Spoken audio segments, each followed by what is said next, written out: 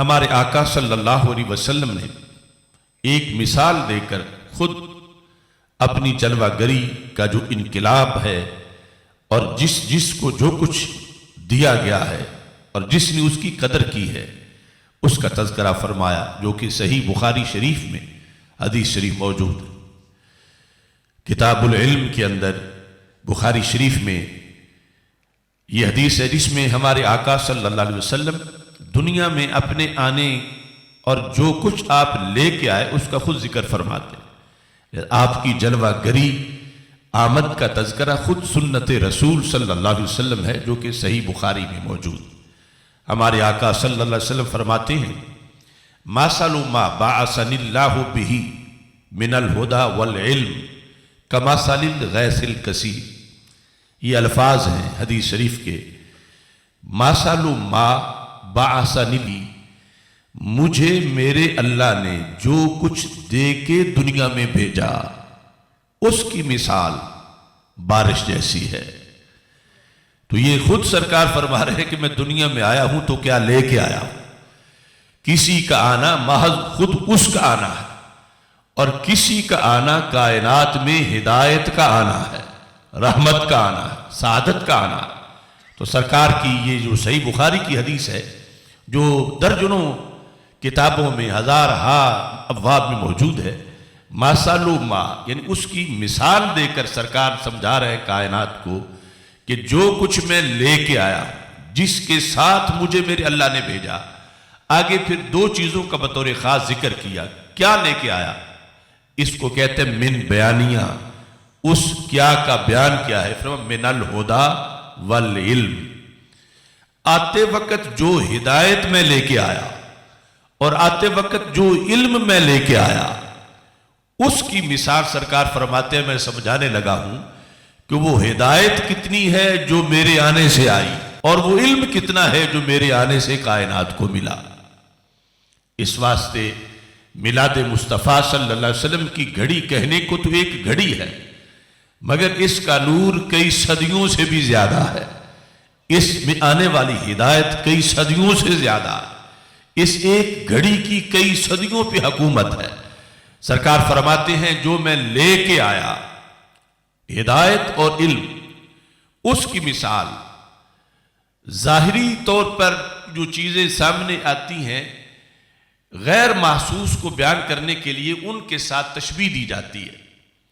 اب ہمارے سامنے آج ہی نہیں، اس وقت بھی جو انسان تھے کائنات میں، اتنا سارے کو پتا تھا زمین پر بارش برستی ہے اور اس بارش سے پھر زمین میں کیا تبدیلی آتی ہے، اور بارش کی کثرت کتنی ہوتی ہے کہ کوئی قطرے گننا چاہے تو گن نہیں سکتا۔ تو ہمارے آقا صلی اللہ علیہ وسلم نے اس ماحول میں یہ مثال دی۔ فرمایا میرے اللہ نے مجھے بھیجتے وقت جو ہدایت دے کر بھیجا اور جو علم دے کر بھیجا، کمثل الغیث، اس کی مثال سمجھنے کے لیے بارش کو سامنے رکھو۔ اب ایک ہوتا ہے قطرہ، ایک ہے بارش۔ تو جب بھی کسی چیز کی کثرت کو بیان کرنا ہو تو کہنے والا کہتا ہے یہ اس کی مثال قطرہ نہیں، اس کی مثال تو بارش ہے۔ تو بارش میں خود ایک کثرت پائی جاتی ہے، لیکن یہاں ہمارے آقا صلی اللہ علیہ وسلم نے پھر بارش کے ساتھ اس کی ایک صفت بیان کی۔ وہ کیا ہے؟ الکثیر، کہ ایک بارش وہ ہے جو برستی ہے، رم جم ہوتی ہے، قطرے تو اس کے بھی نہیں گنے جاتے، لیکن اس سے پیاس نہیں بجھتی۔ اور ایک وہ ہے کہ الکثیر جو برستی ہے تو جل تھل ہو جاتی ہے، اتنی موسلادھار برستی ہے۔ ہمارے آقا صلی اللہ علیہ وسلم نے اپنی کائنات کے اندر جلوہ گری کا جو فیضان ہے اسے کہا اسے قطرہ نہ سمجھو، یہ تو بارش ہے، اور بارش بھی کون سی؟ جو موسلادھار برستی ہو، کمثل الغیث الکثیر۔ اب جو موسلادھار برستی ہے اس کی پھر دو قسمیں ہیں۔ ایک وہ موسلادھار برستی ہے کہ لاہور میں ہو گئی ہے، گجرات میں نہیں ہوئی، یا پنجاب میں ہو گئی ہے، سندھ میں نہیں ہوئی، یا پاکستان میں ہو گئی ہے، ایران میں نہیں ہوئی، اور ایک وہ ہے جو پورے جہان میں ہو جائے۔ تو ہمارے آقا صلی اللہ علیہ وسلم فرماتے ہیں میرے آنے سے جو علم کی برسات ہوئی اور میرے آنے سے جو ہدایت کی بارش ہوئی، اصاب ارضا، اس نے کائنات کی کوئی 1 انچ جگہ بھی خشک نہیں رہنے دی۔ اب کائنات میں کس کی ولادت ایسی ولادت ہے کہ جس سے اتنا فیض کائنات میں ملا؟ یہ انفرادیت ہے میلاد مصطفیٰ صلی اللہ علیہ وسلم کی، اور کسی قصے کہانی میں نہیں۔ قرآن کے بعد جو سب سے صحیح ترین کتاب ہے صحیح بخاری شریف، اس میں خود زبان رسالت نے اپنی آمد کو ان لفظوں سے بیان کیا، کماثل الغیث الکثیر اصاب ارضا، کہ میرے آنے سے ہدایت اتنی آئی اور علم اتنا آیا، یعنی یہ عید ہدایت ہے، یہ عید علم ہے، یہ عید رحمت و برکت ہے۔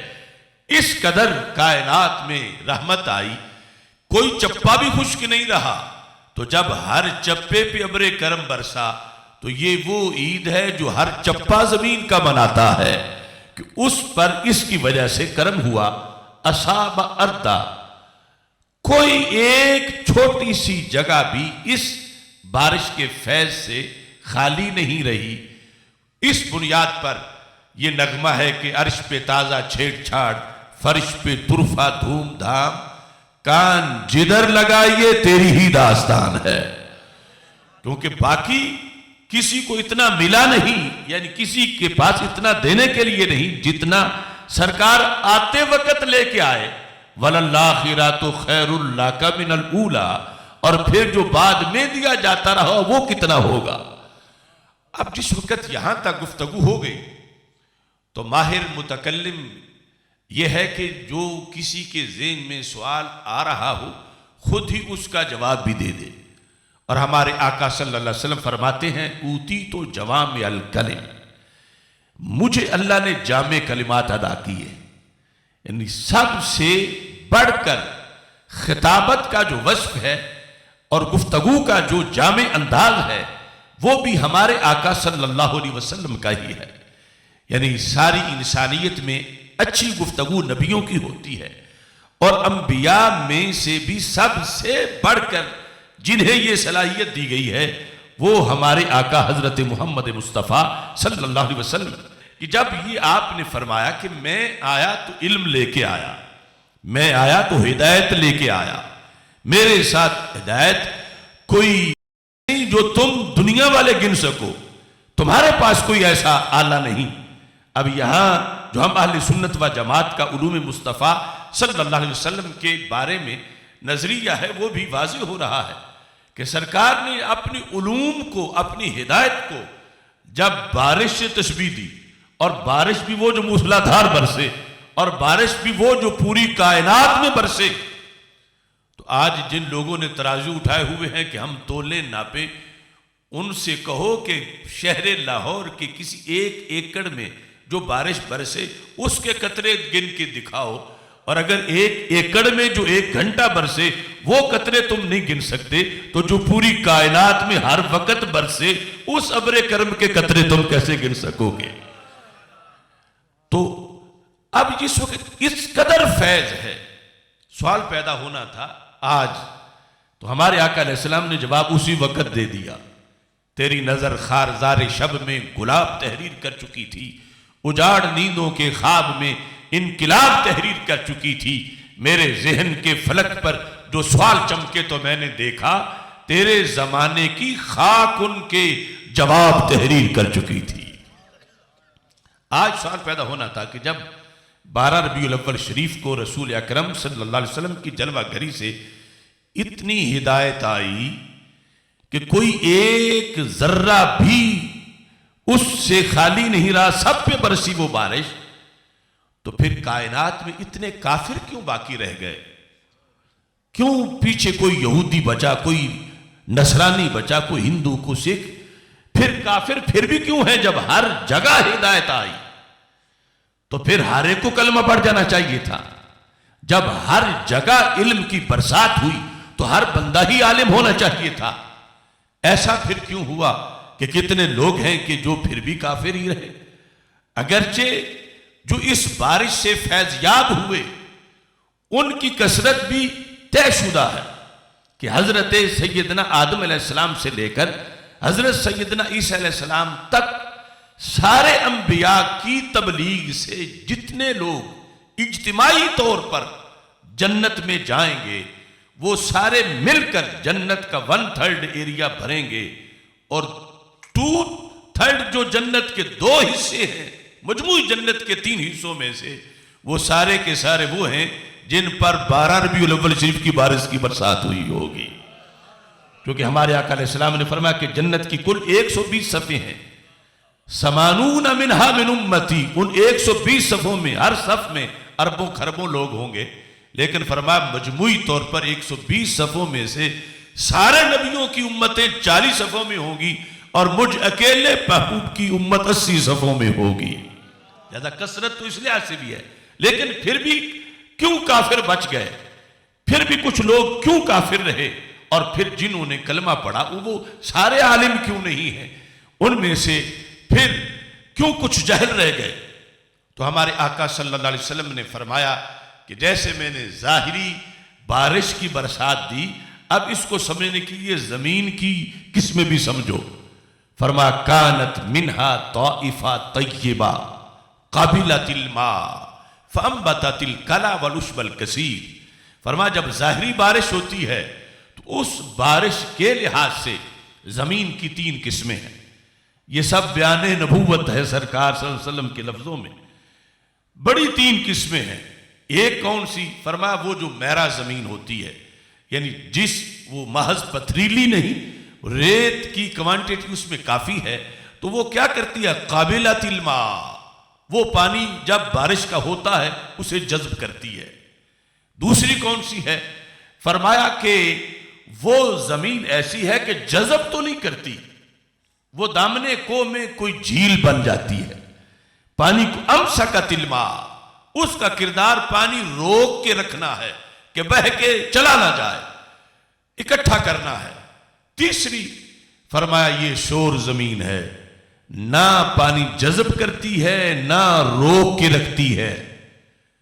تو سرکار نے فرمایا ان 3 قسموں میں سے 2 قسمیں انہوں نے تو میری بارش کی قدر کی، برسی تیسری پہ بھی ہے، مگر وہاں نہ پھل ہے، نہ باغ ہے، نہ سبزہ ہے، نہ جڑی بوٹیاں ہیں، نہ ہی وہ حوض ہے، اس میں کچھ بھی فائدہ نہیں ہوا. یہ قصور اس کا ہے، بارش کا تو نہیں.